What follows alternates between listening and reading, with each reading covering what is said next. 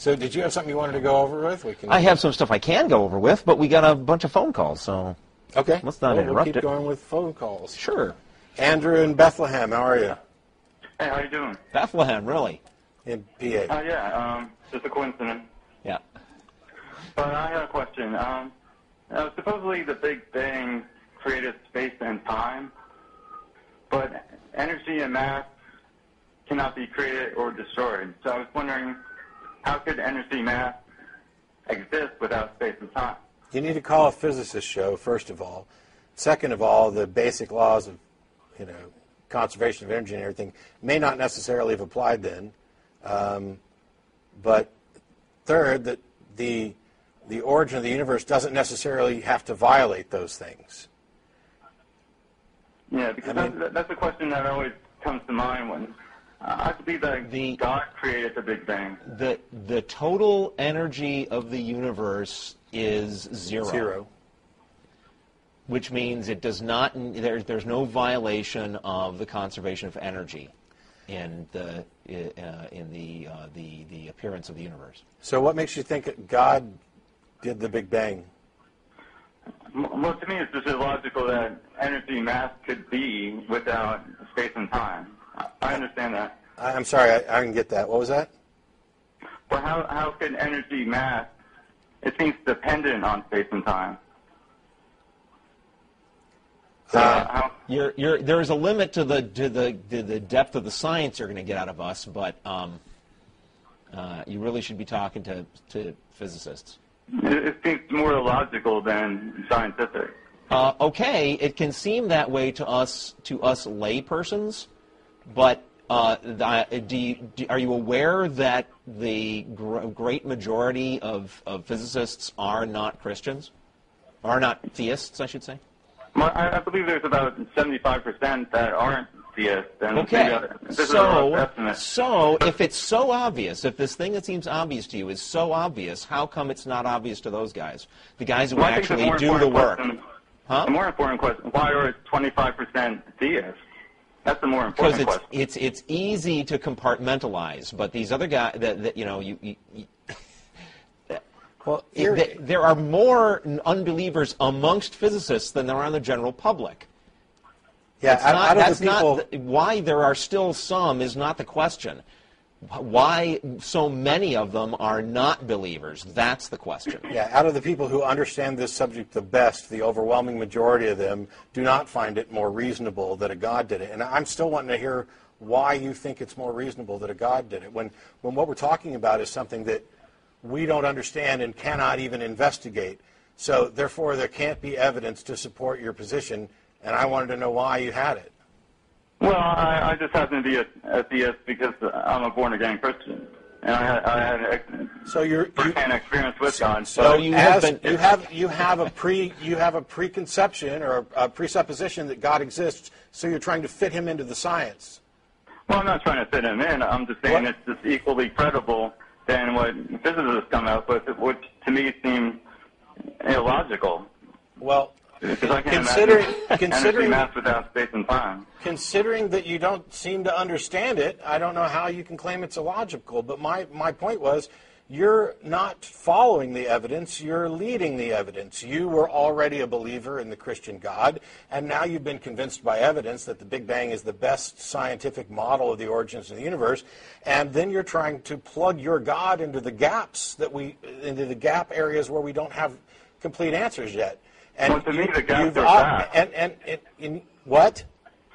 To me, the gaps are facts. This is the God of the facts because God fulfills all of the necessarily criteria that would account for a first cause.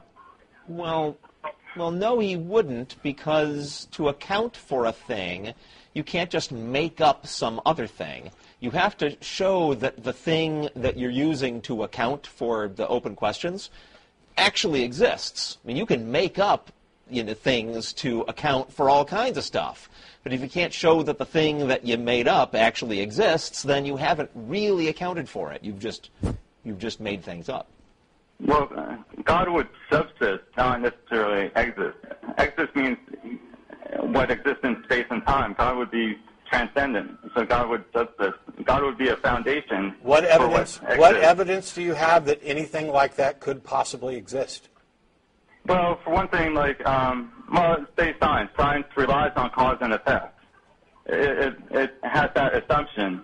Otherwise, we can experiment, because when we experiment. Okay, so what's the experiment you did? What's the experiment you did that demonstrated that your God exists?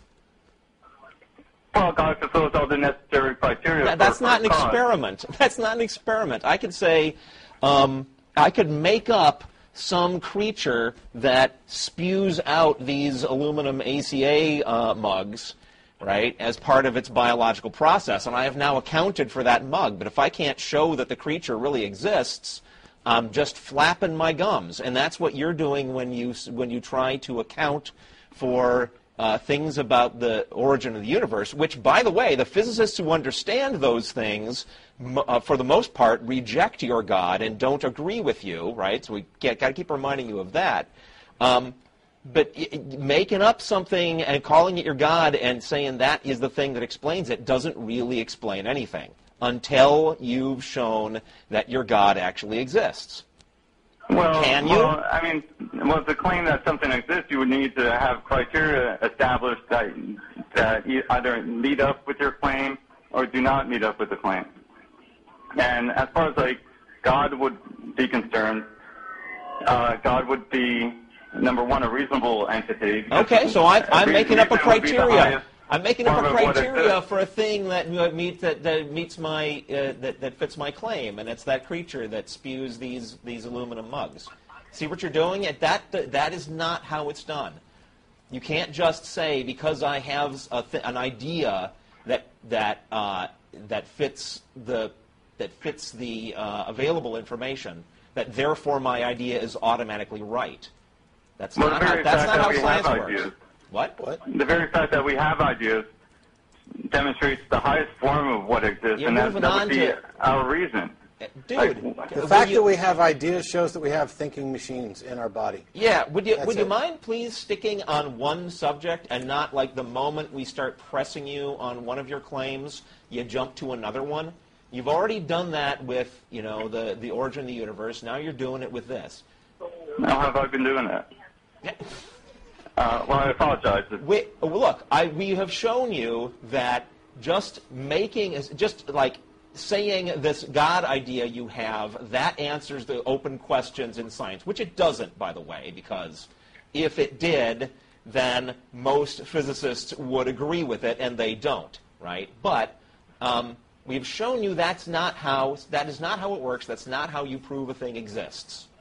Because I can make up any number of things that answer any number of open questions. What you need to do is show that the thing you're proposing actually exists.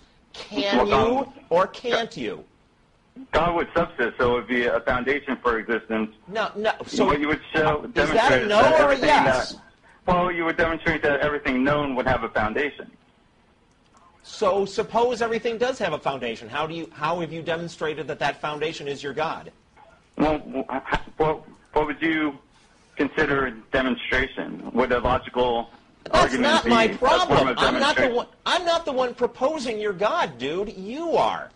This is basic burden of proof. You say you think this thing exists. Great. It is your job now to demonstrate that it exists. Can you or can't you? Well, I would base my demonstration on a logical argument. Okay, logic is a fine thing, and it works when you feed in facts.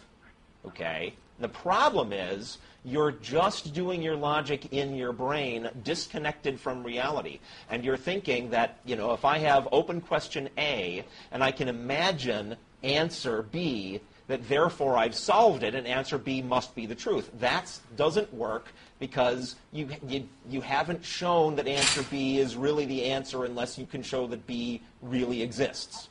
Well, what if I said that Bigfoot created the universe? You'd be in the same boat as you are now. No, that's wrong, because Bigfoot would be a physical construct, whereas God would be I'm imagining a cosmic Bigfoot. There. A cosmic Bigfoot. Sure. Well, it's the ground of all being, this Bigfoot. And this Bigfoot, he would consist of factors that would exist in space and time, like a foot and a large foot. No, you're being too literal. You're being too literal. Bigfoot doesn't actually have feet. That's a common misconception. See, I can sit here all day making shit up. That is exactly what your religion is. It's a bunch of made-up stuff. Here's the bigger problem with what you're trying to do, is you're looking at a mystery. There's a point at which we cannot look any further when we're investigating the Big Bang. And we have not been able to come up with models and answers that provide us with all the information, and we may never be able to. And so you're looking at that mystery and saying, I need to come up with some sort of explanation for this. Well, here's this God thing, which, by the way, it's a panacea. It's an explain-all. It has every characteristic you ever want it to have for whatever thing you're wanting to answer. And so you say, look, this meets all the criteria of this, therefore it's the most plausible answer. And that's just wrong. Because, number one, you're assuming that your understanding of the question and the mystery is correct and accurate.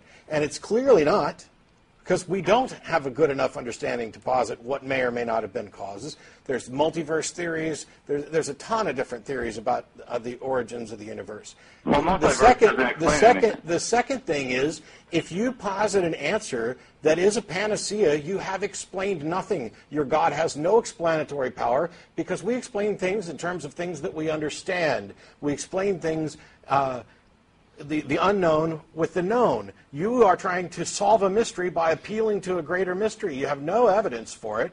You just went into it already believing this and said, how convenient. I have this belief, this claim about a being that would certainly answer every possible criteria for the Big Bang, so therefore it makes it plausible. Sorry, that's not the way it works. Well, the evidence would be a logical argument. Like, the logical argument would be, I define God, and God would be... Sure, you can define God into existence.